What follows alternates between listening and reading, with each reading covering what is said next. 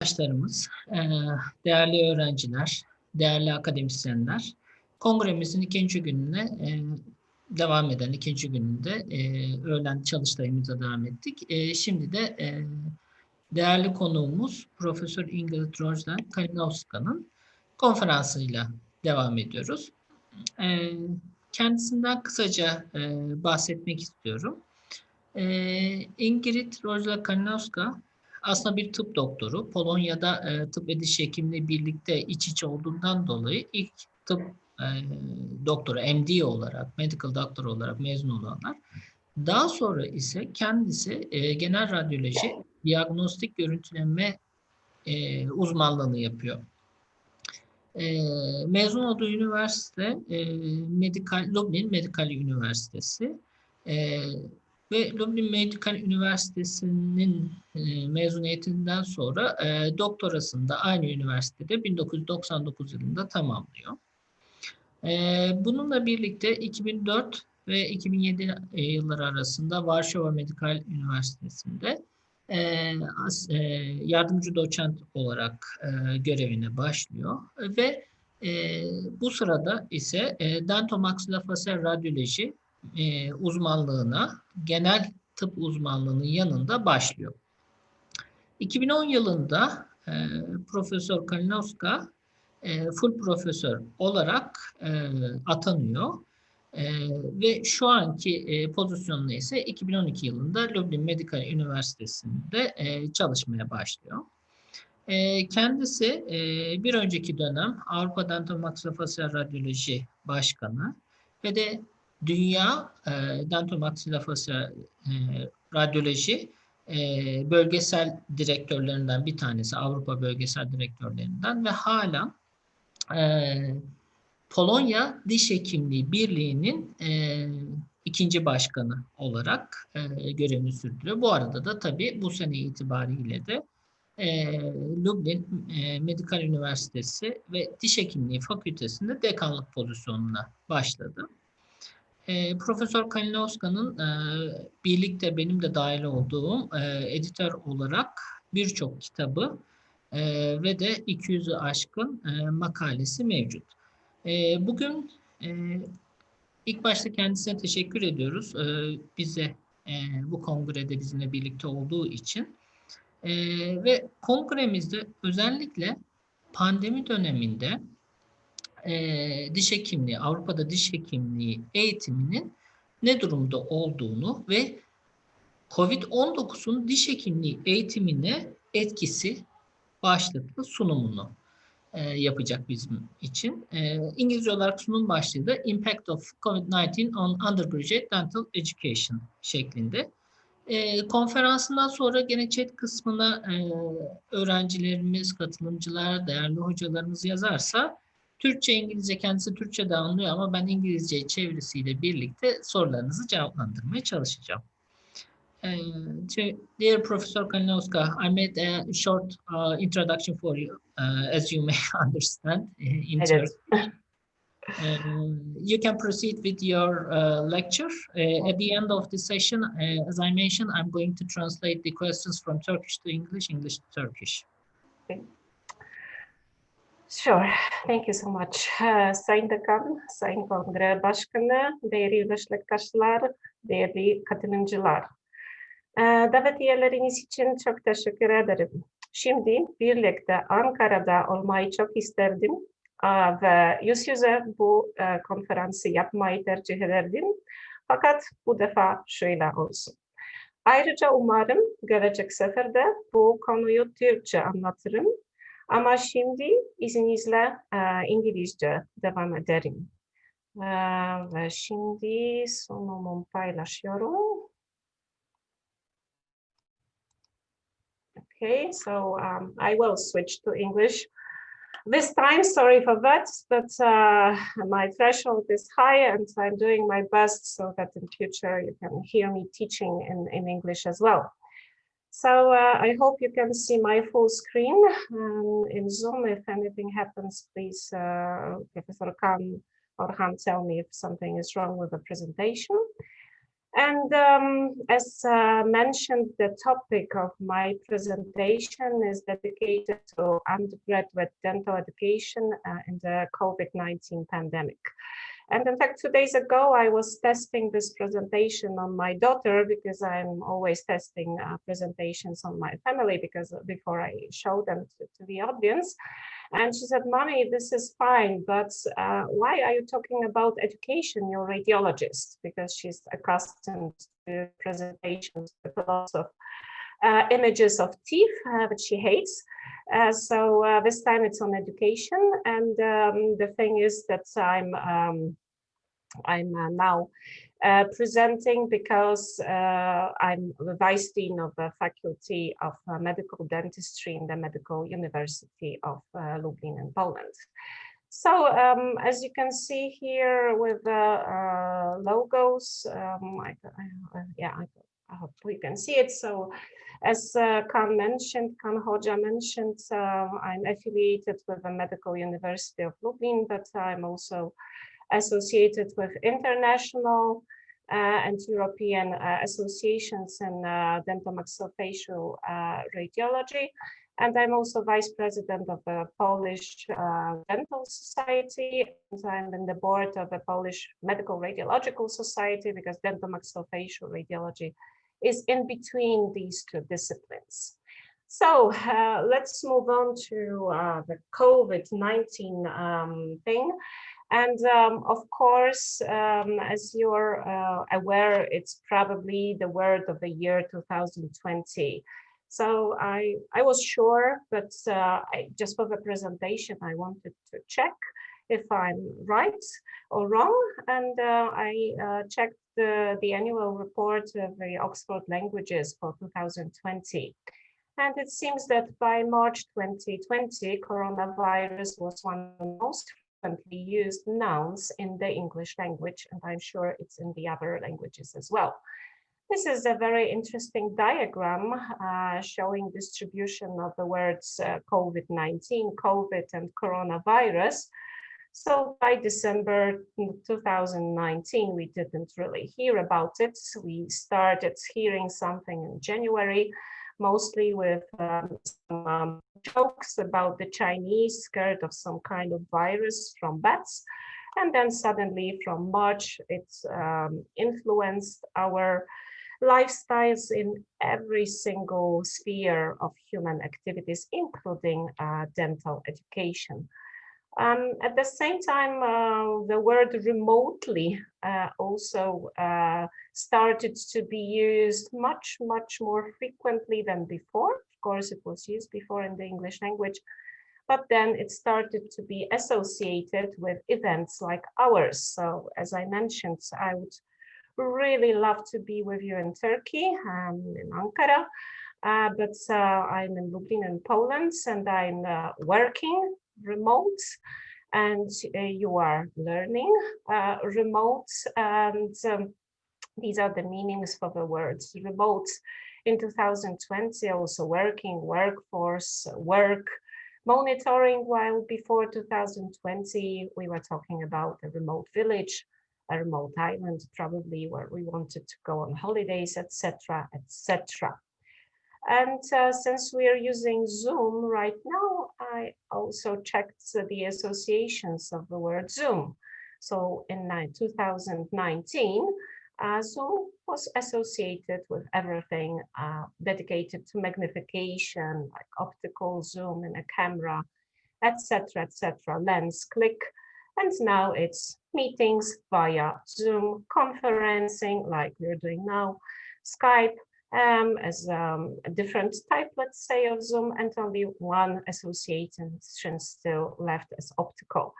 So as you can see, just basing on the words using on daily basis, COVID-19 really did affect us in many ways.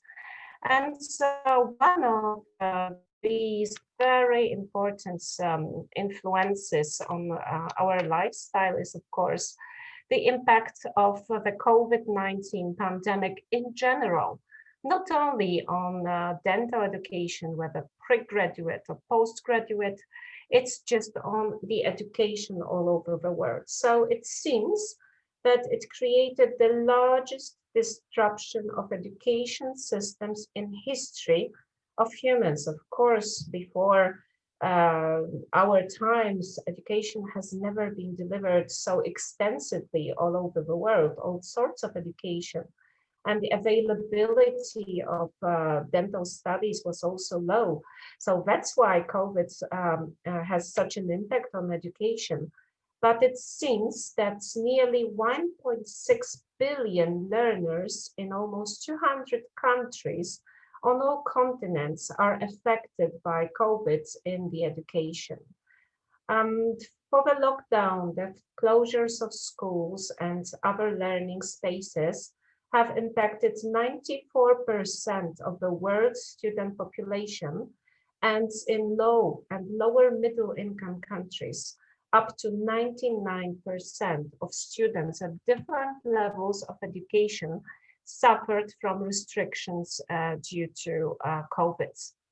It also exacerbated pre-existing educational disparities by reducing opportunities for many of the most vulnerable children, youth, but also adults. And this concerns mostly people living in poor or rural areas, females, refugees, disabled persons, and those who are forcibly displaced due to, for example, war conflicts. And as highlighted, all levels of education and training are affected by the pandemic. And this is a report from UNESCO, and this is the total share of learners affected by national closures.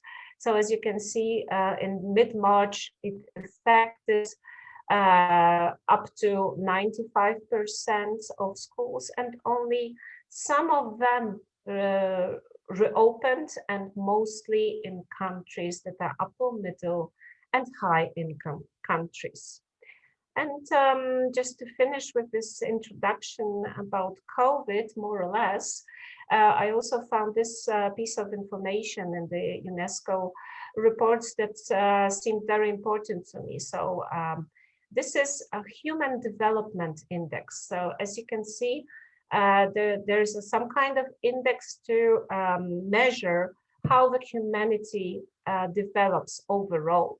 So in the 2000s, 2010, the level was quite stable. So we could see the developments with the same rate of progress, of course, promoting new future, better future. And in 2020, we took a huge step back. So this is the direct effect of COVID-19 on teaching, including dental teaching. So worldwide, we can say that majority of dental schools suspended teaching activity, at least initially. Some of them reopened, but some of them are still delivering online teaching only. So COVID interrupted face-to-face instructions, which is very important in dental teaching.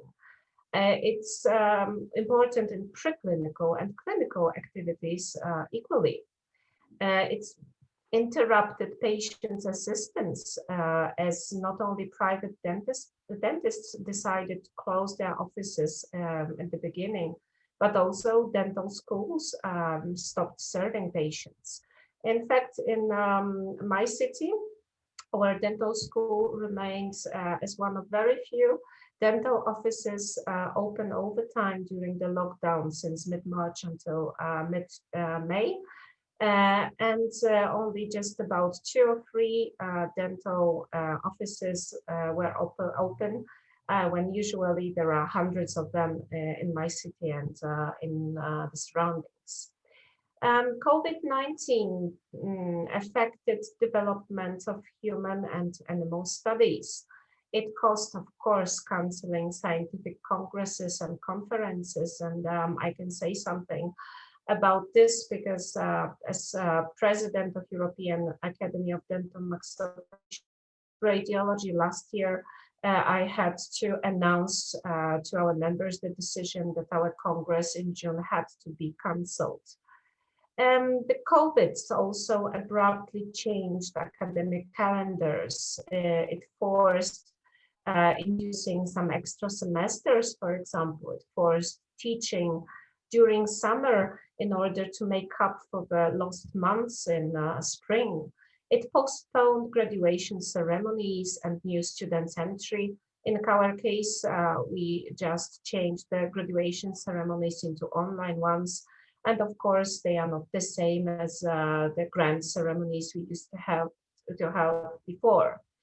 And last but not least, COVID-19 definitely has negative impact on mental health of professionals, professors, and students. So now I would like to tell you a few things about the dental teaching in the Medical University of Lublin, where I work during the COVID-19 pandemic. Yesterday, I joined a panel in the afternoon, and I know that you already listened to 2 lectures dedicated to teaching in dental schools in the United States and also in Başkanı University. But I would like to share some of our experiences from Lublin as well and focus on some aspects not mentioned yesterday. So let's start with spring 2020. So at first it was lovely, and then suddenly by March 20th, everything changed. And in fact, for me, it was a shock because on Saturday, March 7th, I was on my way back from Eskişehir via Ankara and Istanbul to Warsaw, to Warsaw. And at that time, you could not perceive any symptoms of COVID at the airports, airplanes, etc. I had some masks with me in my head luggage, but nobody was using them.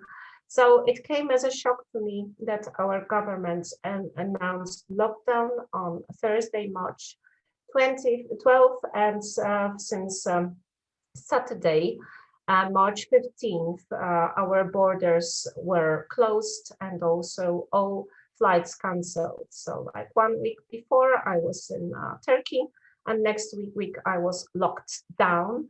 And being a person really traveling a lot before COVID, it came as a shock to me. It came as a shock as well, I must say, to our university authorities. At that time, I was not a dean. And the first 2 weeks were like a total disaster because nothing, absolutely nothing was happening. I must say that at first the teachers and the students were very happy because they thought, okay, we'll have 2 weeks of lockdown, we'll stay at home, we will not do anything, we will have time to relax, to sleep late, oversleep, etc. But after 2 weeks, we all realized that it's not going to end after 2 weeks. It's going to continue, and no one knows how long it would take. So we were stuck at home, in home office, and we had to find some ways to work despite being in our home environments. And personally, for the first 2 months, I was quite happy. I was being radiologist. I was accustomed to be stuck in front of a computer. So for me, it was also better to be stuck in the front of a computer at home than in the dental school. I didn't have to get up early. I did all the reporting of X-rays from home. And well, I don't have a cat, but I can tell you that my dog was very happy that I stayed all the time at home. But what about the students? Our students, in fact, reacted as the first. Before our university even started online teaching, they invented a series of webinars that they called Zaszczep się wykładem, which I can translate like vaccinate yourself with a lecture. Because they, after 2 weeks, they didn't want to stay at home locked down. They wanted to keep on learning. And they started asking teachers to do webinars for them outside university teaching. And this hashtag zostań w domu, it's like yours at the Kaan. And also, as you can see already on March 20th, my colleague Dr. Leszek gave a webinar. I also shared information about MRI with my students, and these webinars continues for some time. At that same time, university started delivering online teaching. But in online teaching was only PDF files, PowerPoint presentations. We had two platforms. One of them is the Moodle platform, and the other is the so-called iNew platform for our university. And I must say that it was very confusing at first, because we were informed that the Moodle platform is for Polish students and the iNew platform is for English division students. And like halfway through the semester, I got a very angry email from English division students saying that, like, lady, all the departments started delivering online teaching for us, and only radiology doesn't do anything. And I said, look, but all the content is on the iNew platform. You've got the lectures, you've got the seminars. What are you talking about? And we realized that the English division students also use the Moodle platform because it was just easier, but it was extremely confusing.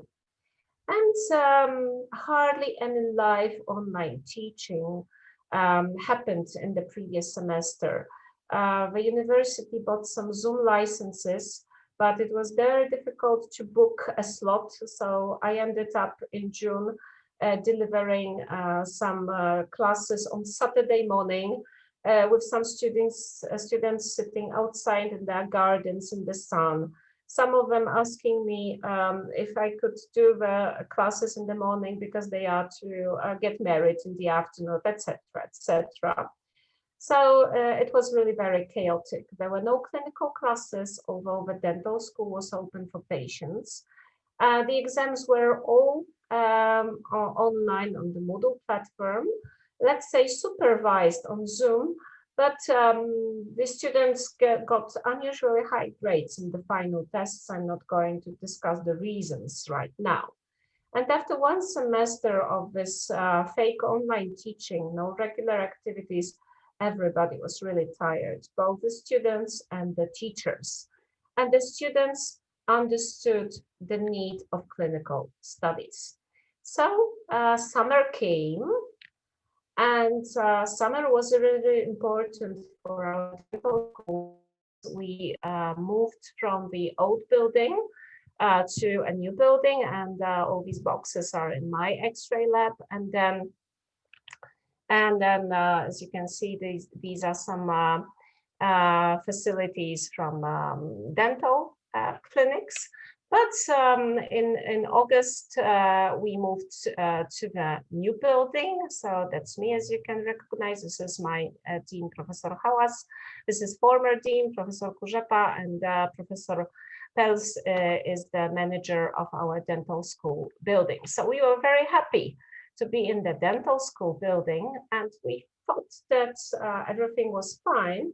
But the summer passed very quickly, and suddenly turned into a battlefield for us. Putin also looked fine at the beginning, and it started on September the 1st for us to get the nominations for the deans. So this is the so-called dream team, as we call ourselves on WhatsApp group, the deans of the Faculty of Dentistry at our university. But we really did not realize how much work was ahead of us to prepare for students to return to on-site classes. And our challenges were protecting the health of students, faculty, and staff, ensuring the continuity and quality of dental education, ensuring confidence in health and safety measures, and keeping up with guidance. So meantime, new servers for e-learning platforms were installed, more Zoom licenses were bought, and the decision was taken to use also Microsoft Teams for teaching.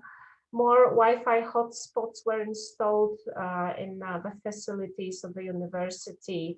Also, a computer lab for e-learning for students and teachers was launched in the Center of Medical Situations. More laptops purchased for students to deliver, teachers to deliver online teaching and home office regime. We started courses on how to use e-learning tools effectively. We purchased cameras for live transmission of surgeries and maxillofacial and oral surgeries. And a decision was taken so that all classes are synchronous, running in real time according to a timetable, no matter whether on-site and online. So from this point of view, the last semester in spring was better for our English division students because they come from places like Thailand, Taiwan, USA. So they went home and they could use all the online resources of the e-learning platforms from their own time zones. And this semester, it has to be at the same time. So they were a little bit confused at first. They thought they could continue from home. And then they realized they would have to come to Lublin because they had to be online at the very moment of a seminar. And of course, lectures and seminars online are in before or after clinical classes. We also launched a separate website dedicated to distance learning, both in Polish and in English, with all rectors' recommendations, schedules, information, and the rules for the teacher, for the students, for the teachers, some instructions, some films for the students, how to use the tools for e-learning. And we continue with the Moodle platform, which turned out to be more versatile, more flexible than the iMule. And in this platform, we do include materials like PDF files, but they are not basic materials. They are supplementary materials. The main thing is that we add links to meetings on MS Teams, and all the seminars and lectures are online. However, we introduce all the topics of all classes, including clinical classes on the platform, just in case that students have to switch to online teaching for 10 days because of COVID infection. So that then we can switch very smoothly. We use MS Teams and also Big Blue Button, which is linked to the Moodle platform. And as mentioned, seminars and lectures are delivered this way. However, we decided that on-site classes will resume in the winter semester, in the autumn semester. At our university, the 5th year of English division students start learning in September, and all other students in October. So already on September the 4th, the 5th year of English division students resumed clinical classes, but, well, on-site classes, but not in the dental school. We were still moving to the new building at the time, but they had the whole Center of Medical Simulation for themselves. And all other students resumed activities from October the 5th, including the Center of Medical Simulation for mannequin teaching and dental clinics. So we prepared a lot of different instructions for the students, including this diagram for the entrance to the new school. They had to learn which department is in which area. So this is my department. In the second floor, this is my office. And the main entrance for patients is from the main side, from the main street. And we decided to separate the dislocation of students from the movement of patients. And we opened a side entrance just for students.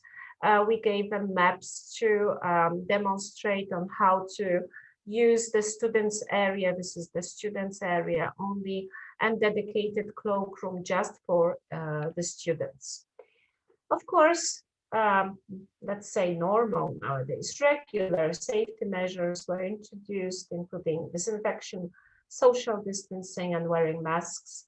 A temperature is measured when entering any facility of our university, including students, teachers, staff members, and patients. In Poland, PCR testing is free within the National Healthcare Service with a referral for family doctor. And a family doctor is available after teleconsultation. You don't have to go there. And regarding our building, we were in new building. On one hand, we were in a good situation, on one hand, in bad situation. So good thing is that the building is very modern, with air filtering already installed, with very well-designed sterilization system, even with separate elevators for sterile and non-sterile too, so they are not mixed during transportation. But on the other hand, there is a disadvantage. Our clinics were planned as open space, and it's not possible to install any glass or plastic separations between the units right now because of the guarantee for the new building. And there's also one issue, we were thinking about it, but it seems that this air filtering system is working better without any separations. If we try to put units in separate boxes, as some areas will not be effectively filtered. Of course, as everyone nowadays, we also use flow ultraviolet C lamps for air disinfection. Here you can see some instructions for our students so that they knew how to behave in the dental school at the university when they return to on-site classes. So we defined the direct contacts. We informed them how quarantine looks like, and also what isolation means, not quarantine. And what about the COVID-19 cases in students? Do we have them? Of course, we do get some COVID cases, but not everyone is affected. So we had one bigger issue in the beginning of a semester, because the fourth year studies were so happy to see each other that they went out to have a meal together. So two groups ended in self-isolation and quarantine almost immediately. But in one of other dental schools in Poland, there was a different situation. So the students decided to have a Corona party, and 100 people attended because they wanted to contract COVID and go through it in October, and then be healed and healthy throughout the rest of the semester. But it turned out not to be a very good idea. And I heard that the person who had this idea for Corona party was severely punished and probably also suspended from the university. So what did we do? We launched an emergency phone number for students, which is open every weekday from 7 a.m. until 9 p.m. and Saturdays and Sundays between 10 and 4 p.m. And there's one member of staff from the dean's office answering the phone and one dean on duty per week to decide on self-isolation and online teaching for groups if COVID is confirmed. So what do we do? If students report symptoms of COVID, then this student is on self-isolation until test result is obtained. And if COVID-19 is confirmed in this person, the whole students group is turned to online teaching and self-isolation for 10 days since the contact. However, we try to avoid online classes. It's because in Poland we have a standard of teaching in dentistry, which says that maximum 20% of clinical classes can be delivered online. And we've got an Excel spreadsheet, and every single hour on online teaching during self-isolation is input in this Excel spreadsheet so that we do not exceed this threshold of 20%. So I was the dean on duty until Sunday, and on Friday we had an issue with some students from radiography. And I said, okay, it's Friday. I'm not taking any decision on self-isolation, on online teaching. Let's have a look. It's Saturday and Sunday. They are staying home. They will be observing themselves. And one of them did PCR test yesterday and called like at 11 p.m. saying that she's negative. So we did a good thing not to send them to online teaching. This is a very complicated but hopefully helpful diagram for students, what they should do in case of infection.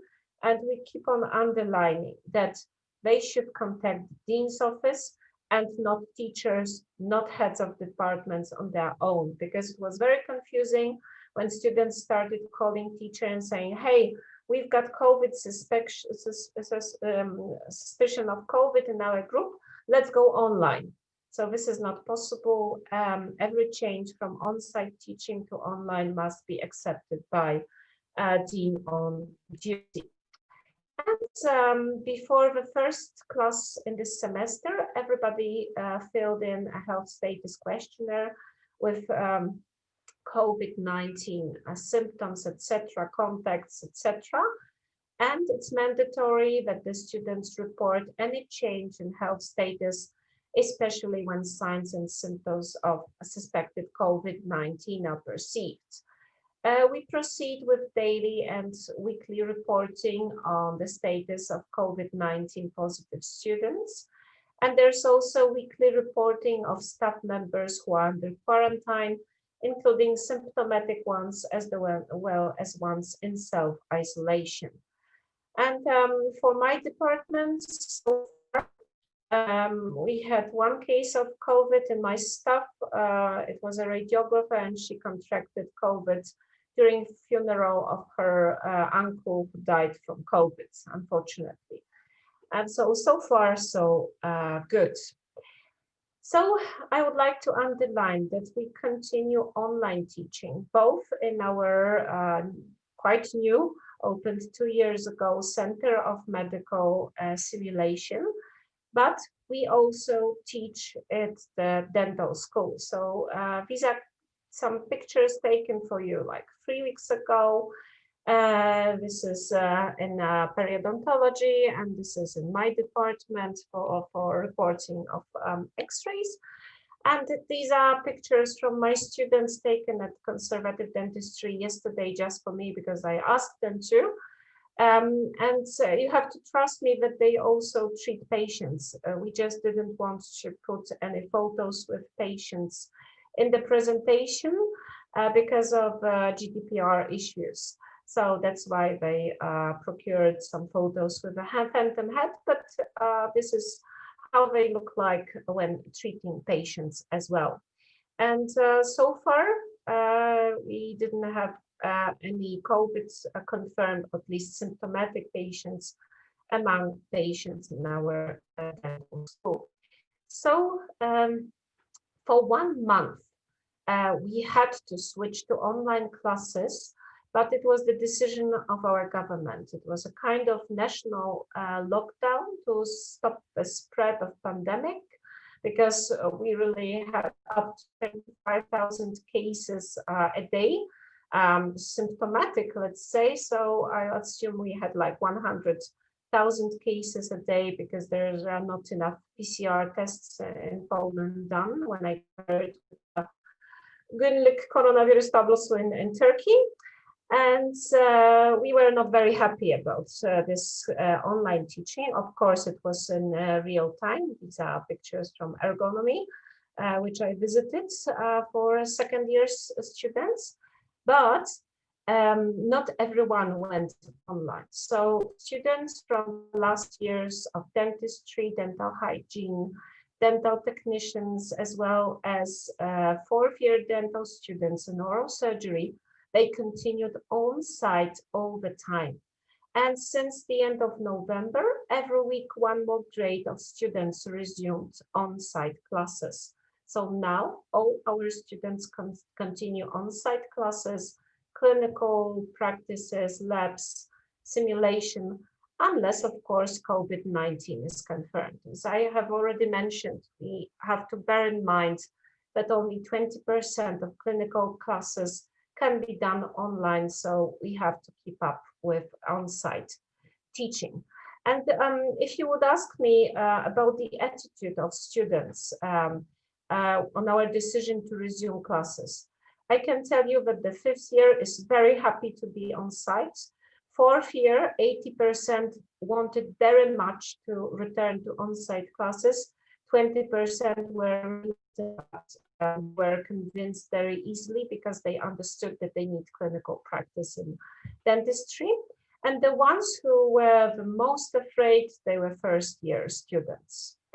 And our decision is that also final tests, exams are to be run on site, and online exams only in case Dean allows that. And in our university, also some additional activities are allowed, some extra educational workshops. This is one for next week, organized by the students from the Association of Dental Students. I'm supervisor of the students, and I'm very happy that they are allowed to do some courses, but of course under sanitary regime. And if more students want to attend the workshops, they just organize some rounds for them. And for the COVID vaccination, staff members started to be vaccinated January 7th, so last Monday. I'm scheduled for tomorrow for my vaccine, and our students will be vaccinated from next Monday on. And our university also launched psychological help, both for students and for teachers, because we understand that the situation with uncertainty, health issues, and online teaching, home office can affect mental health. So anyone can use this mental help for free. And finally, I told you about the past. I told you about the present, and what about the future for the dental education? What is the impact of COVID on future education? So definitely, like a war stimulates progress, it definitely stimulated innovations within the educational sector.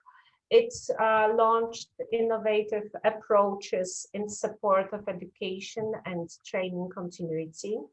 It forced further development of distance learning solutions. It accelerated changes in most modes of delivering quality education. And we understood that there is a need for better training in the new methods of education delivery. And the United Nations recommendations regarding education in the pandemic is to plan thoroughly for school reopenings if still closed, protect education financing, and coordinate for impact. Build resilient education systems for equitable and sustainable developments, and reimagine education and accelerate change in teaching and learning. So I think that lectures will remain online for a long time. It's more feasible to organize an online lecture. You don't require that much input from students during a lecture. That's why I put seminars in brackets, because in seminars it's sometimes difficult to make all the students responsive during a seminar if you've got like 25 people in a group. So I hope seminars will be back on sites for us in the new semester. But definitely more focus will be placed on virtual learning in the future. And one of these issues is further development of simulation in dentistry, and of course several types of haptic phantoms with a sense of touch are already available for the students to learn to get the feedback from the machine on their performance. Of course, in Japan, for example, it's humanoid phantoms capable of performing real-life simulations like coughing, shaking neck, tongue thrusting, and salivary secretion, which is very good because a regular phantom will not mimic clinical conditions ideally. There will be also simulated patients, volunteers trained to behave as patients, which we already do in the medical faculty, but we will launch it also in the dental school settings. And the virtual patient, which is like computer simulation of a real clinical scenario in which the student examines a dental problem, requests different investigations, diagnoses the condition, and formulates a treatment plan as if she or he were the real dentist. So in fact, here we are following the footsteps of the Faculty of Medicine because they have already introduced it very extensively. Also, the future impact of COVID is development of current and elaboration of new software for online and simulated teaching in dentistry, and simulation of various conditions, including glasses of virtual reality glasses that's when paired with a glove. Simulate, for example, inflammation of the carpal tunnel syndrome. And this way a student, a dentist, can understand truly what's happening in that patient's body, in somebody's wrist, somebody complaining of this syndrome. And also there can be smart glasses that give visual instructions for performing some manual tasks. It's already introduced, for example, for maintenance, so that this maintenance staff doesn't have to commute to a place to fix a machine. And also development of virtual robotic surgery in teledentistry, like robotic surgery is introduced in medicine as well. And well, last but not least, what about teaching in radiology? Because this is my topic, apart from being dean. I'm a dentomaxillofacial radiologist and medical radiologist. So we already have got simulation software for taking x-rays, both intraorals and extraorals, so that students can practice without x-rays on how to aim the tube and take an x-ray. There is also possibility of computed tomography learning via high fidelity simulation for undergraduate radiography students. But I also deal, just like Kaan Hoca, I deal with ultrasound. What about ultrasound? I wonder, how can we teach ultrasound with simulation? So we deliver hands-on live ultrasound courses. And here you can like pick up differences between two courses. One that I delivered just before the lockdown in Eskişehir in March. And then I was very happy I could be in Turkey during COVID already in September in Sparta, owing to the invitation from Derya Hoca. And I also, apart from delivering lectures in Sparta, I also had ultrasound course, as you can see with Professor Kaan Orhan in this picture. So I guess that it's not going to be that easy to train online with ultrasound. So in future, I hope to be back in Turkey with some more teaching. So, ilginiz için çok teşekkür ederim. Sorularınız olursa lütfen chatta yazın veya sonra e-posta hesabına gönder. Tekrar çok teşekkür ederim.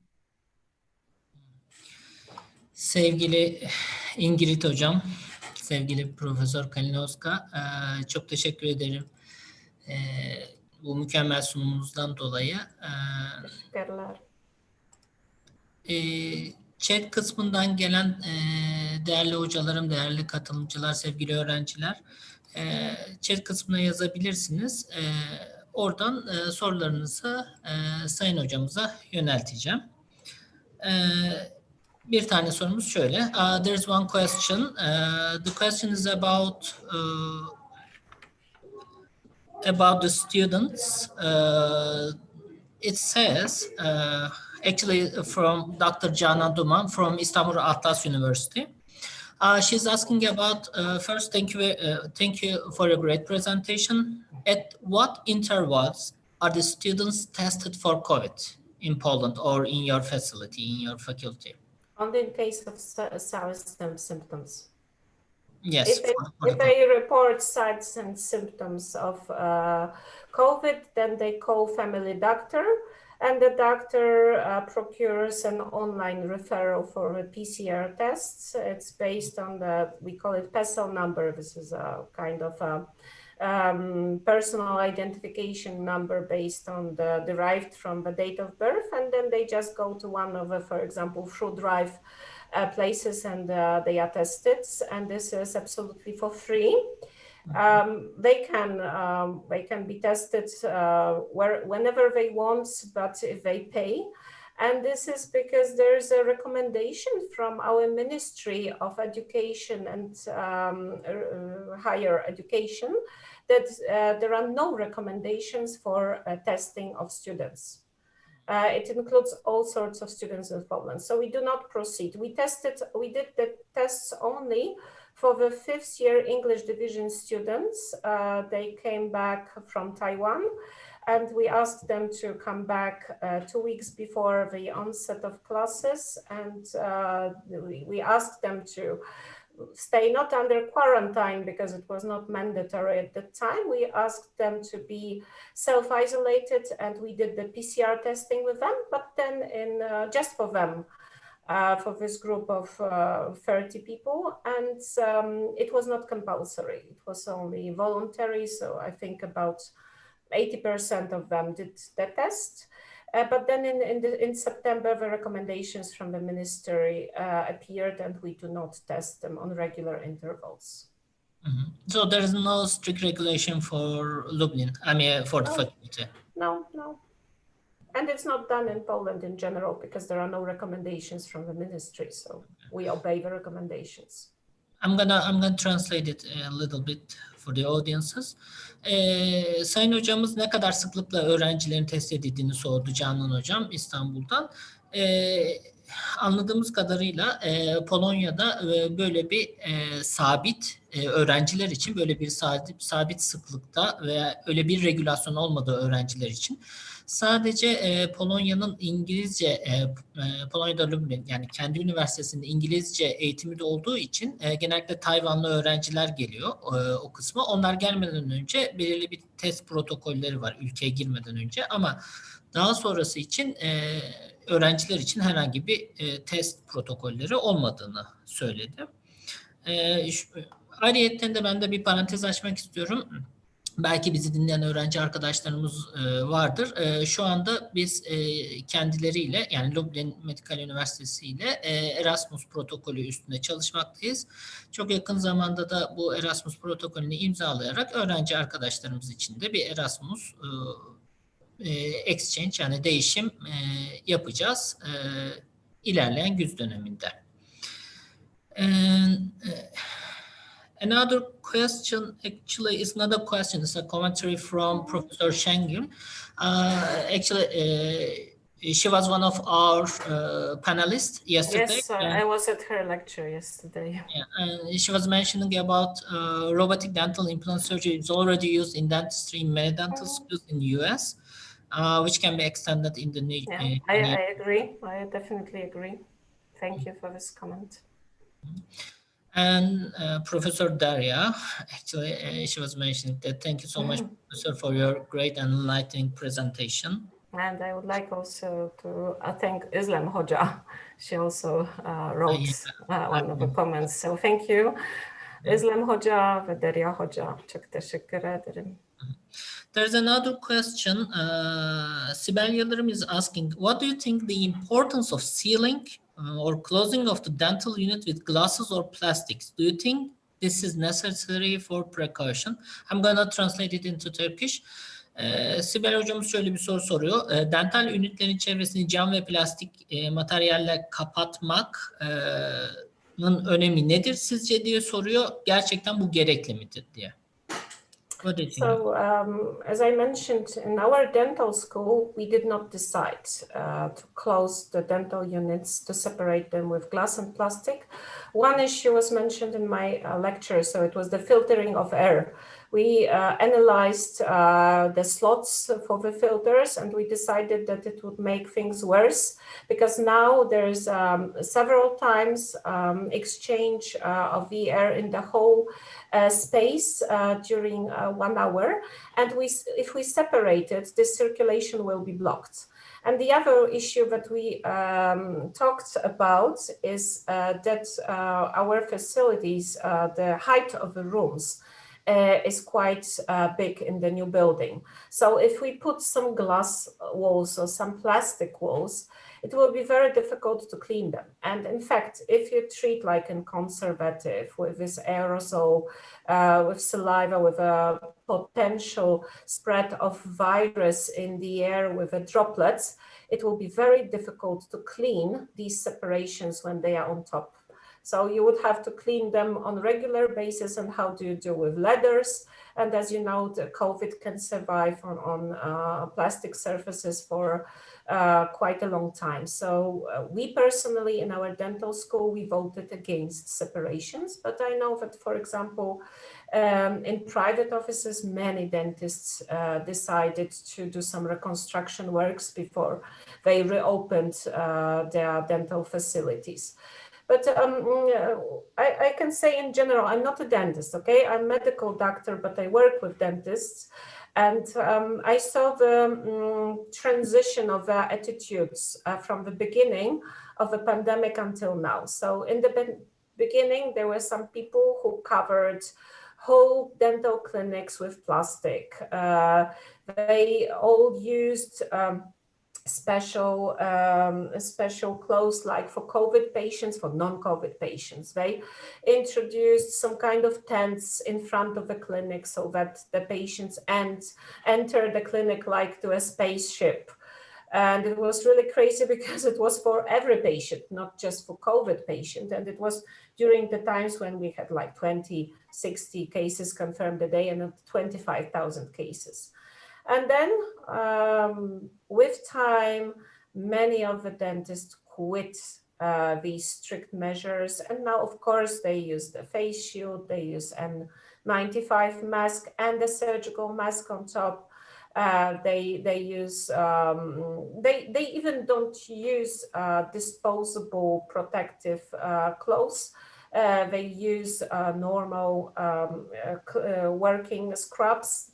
They just wash them on a regular basis. And in fact, I don't think I don't have access to data on COVID in dental offices in Poland, but I had access to a very interesting report saying that although dentists are on top of the professions which are susceptible to COVID infection because of the saliva, the droplets of saliva and of COVID virus in saliva, very surprisingly, the rate of infection among dentists is not that high because they use all these protective measures when you compare with infections like, for example, in offices, etc.